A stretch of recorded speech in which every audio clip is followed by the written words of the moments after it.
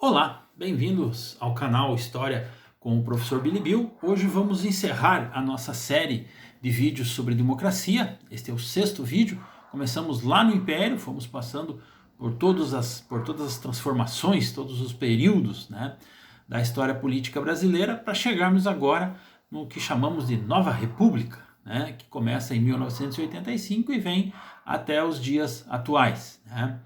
A grande característica desse período é o retorno da democracia.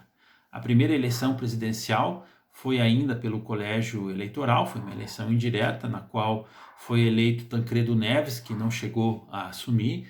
Ele faleceu antes de tomar posse, né, e aí assumiu o seu vice, que era o Sarney, né, e a eleição seguinte, sim, aí já passa a ser pelo voto direto, que é o sistema que temos até hoje, né. Então temos aí mais de 30 anos desse período, né, que quiçá seja o período mais longo, né, da nossa democracia, né. Tivemos duas interrupções na nossa história republicana de democracia e agora, né, que seja esse o período mais longo, que não hajam mais interrupções, né, na nossa democracia. Bom, você já, a essa altura, já se familiarizou com a nossa metodologia de análise. Nós sempre olhamos a democracia a partir do seu aspecto político e a partir do seu aspecto socioeconômico. O que dizer, então, do aspecto político, né, da nova república, né? Bom, primeiro, né, a exemplo que a gente percebeu no período pós-Vargas, né, é você retomar, né, os processos eleitorais em todos os níveis, né, de vereador a presidente, né, pelo voto direto, universal, né, e também há um novo ingrediente aqui na Nova República, que é o pluripartidarismo, ou seja, a partir do início dos anos 80, os partidos políticos voltam, né, a, a serem organizados, a serem criados pela sociedade.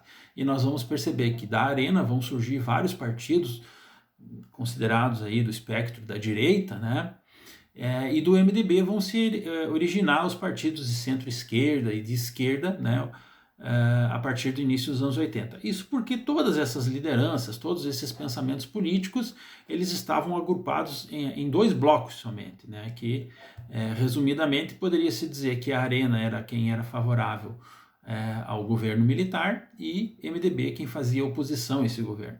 Mas dentro desses dois blocos existiam N pensamentos políticos, que então puderam ser organizados a partir das suas características. Então a gente vai ter o fenômeno chamado de pluripartidarismo, né? Então há um grande ganho aqui, né, na questão política, né?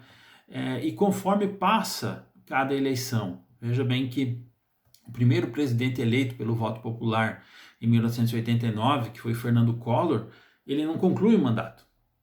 Ele é impeachmentado, né?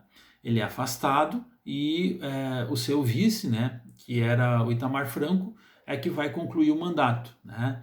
E esse fato, né, não abalou a recém-retomada processo democrático brasileiro, recém-retomado processo democrático brasileiro. Esse fato fez com que se cumprissem os ritos e uma nova eleição foi marcada, onde foi eleito Fernando Henrique Cardoso, que depois seria reeleito, e o processo seguiu, né, normalmente, como teria que ser, né, para um país com tanta instabilidade, né, nos seus processos eleitorais, não se pode deixar de dizer que esse foi um ganho, que esse foi um avanço, né? Então eu diria assim, para resumir, né, a questão do pluripartidarismo e a questão da garantia dos processos eleitorais, cumprindo aí os períodos determinados a cada cargo, né, durante mais de 30 anos. Né? Então, nós não vislumbramos nesse momento, apesar de toda a instabilidade política que temos, que não vão ocorrer eleições, né, no futuro. Né? Então, eu acho que esse é uma grande tranquilidade, né, para que a sociedade possa se desenvolver democraticamente. Mas e do ponto de vista, né, socioeconômico? Né? Aqui eu diria assim, né, da minha experiência de vida e da minha experiência de estudante de história do Brasil, né, eu diria que esse foi um período bastante marcante, né, quando a gente olha para o aspecto democrático a partir das estruturas socioeconômicas. Né? Isto porque, né, com a eleição do presidente Lula em 2002, a sua posterior reeleição e a eleição da presidenta Dilma por 2 mandatos, né, houve uma alternância, né, de poder na história republicana brasileira, né, e esse fato era inédito, né, por mais que houvessem divisões entre opiniões dos governantes, né, a gente pode dizer que era um modelo unicamente desenvolvimentista que tinha governado o Brasil até então, né. Os governos do PT, mesmo com todos os escândalos de corrupção, mesmo com todas as denúncias, né, eles deixaram marcas na sociedade brasileira no sentido de que, pela primeira vez na história, foi possível perceber que o Brasil tem como criar e sustentar políticas públicas que permitam qualificar o ensino, que permitam aumentar a capacidade do Estado de oferecer saúde, que permitam, né, que grupos minoritários como índios, homossexuais, negros, sejam alvo de políticas públicas de inclusão. Tudo isso foi tentado nos governos do PT. Houve erros, houve acertos, né? Mas o principal mesmo, né, a gente pode dizer isso depois de presenciar a experiência, é que eu acho que o PT mostrou que dá para fazer no Brasil políticas de inclusão que vão dar certo, que se forem aprimoradas, que se forem corrigidas, vão dar certo. Então eu acho que essa é a grande característica, né, do Brasil do século XX, um país que se descobre, né, que mesmo tendo um passado histórico de governos voltados às elites, é um país que pode fazer políticas públicas, né, que, como eu disse, desde que sejam aprimoradas, desde que sejam corrigidas, mas que pode fazer políticas públicas que venham a contemplar os setores mais frágeis, mais vulneráveis da sociedade brasileira.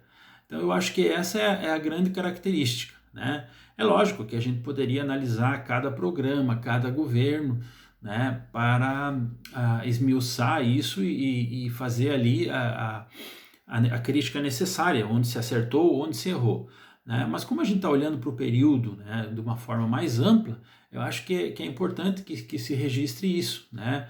Que é possível sim o Brasil se tornar um país, né, que faça valer aquilo que está escrito na sua Constituição, promulgada em 1988, de que o Estado, né, ele deve garantir a todos o acesso aos serviços básicos, né, e o Estado deve zelar pela dignidade da sociedade brasileira.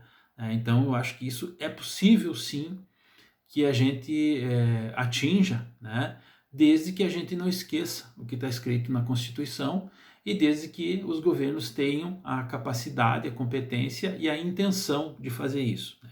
Como eu disse, os governos do PT foram os que mais apostaram nisso, que mais se aproximaram, que mais tentaram enxergar o Brasil na sua desigualdade, né, e estenderam a ação do Estado para muitas pessoas onde ele era invisível, né? Esse eu acho que é o grande mérito, né, dos governos do PT, embora tenha que se fazer a crítica, né, das questões de corrupção, das questões de clientelismo, de favorecimento do partido, né? Não se pode olhar para a história a partir de um único aspecto, né?